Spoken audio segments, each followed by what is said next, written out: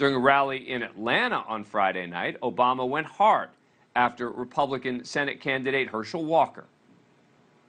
There is very little evidence that he has taken any interest, bothered to learn anything about, or displayed any kind of inclination towards public service or volunteer work or helping people in any way. Seems to me he's a celebrity who wants to be a politician. The next night at a rally in Milwaukee, Obama was similarly blunt in his assessment of Republican Wisconsin Senator Ron Johnson, attacking him on Social Security, among other things. He's called Social Security a Ponzi scheme. Said that it's candy that the left is giving away.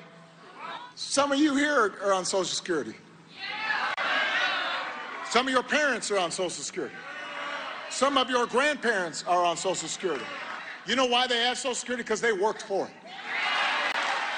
They worked hard jobs for it. And if Ron Johnson does not understand that, if he understands giving tax breaks for private planes more than he understands making sure that seniors who've worked all their lives are able to retire with dignity and respect, he's not the person who's thinking about you and knows you and sees you, and he should not be your senator from Wisconsin. Now, those remarks may have played well with more partisan audiences, but the former president's message hasn't been as well received at every stop. Twice during a rally in Michigan on Saturday, his speech was interrupted by hecklers. Mr. President! Yes, so, sir, wait, come on. But this is what I mean. This is what I mean. I mean, we're having a conversation.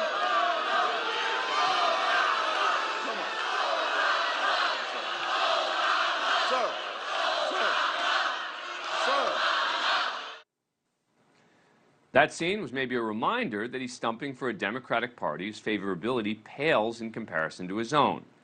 With his appearance comes more scrutiny of the Democrats' record. Obama built his brand on hope and change, but now he's advocating more for, well, keep these guys in power. The question is, will that message resonate with a more divided and frustrated electorate? And here's what I wonder.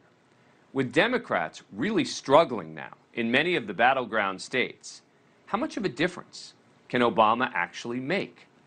Joining us now is Kevin Cate. He served as an official spokesperson on former President Obama's 2008 campaign. Thanks so much for coming on the show. Appreciate it. All right, so, I'm not convinced that the former president will be able to have that much of an impact. Tell me why I'm wrong. Well, hey, Dan, first off, he's not trying to convince you of anything, I don't think. You have to remember, this is the Mariano Rivera. This is the closing argument. These Democrats are bringing Barack Obama, one of the greatest communicators of all time, to close on the elections. And there's a few reasons they do that. Number one, I know you called it divisive, but I think it's, more definitive. He is setting out the stakes of this election very clearly for voters. That generates earned media. But the other thing that happens at these events, and I've been part of them, I've been backstage before he goes out, is what happens behind the scenes. These campaigns are going to have a huge effort to turn out the vote these last couple of days of early in-person voting on Saturday and Sunday. And what happens at these rallies is you sign up thousands of volunteers for voter shifts.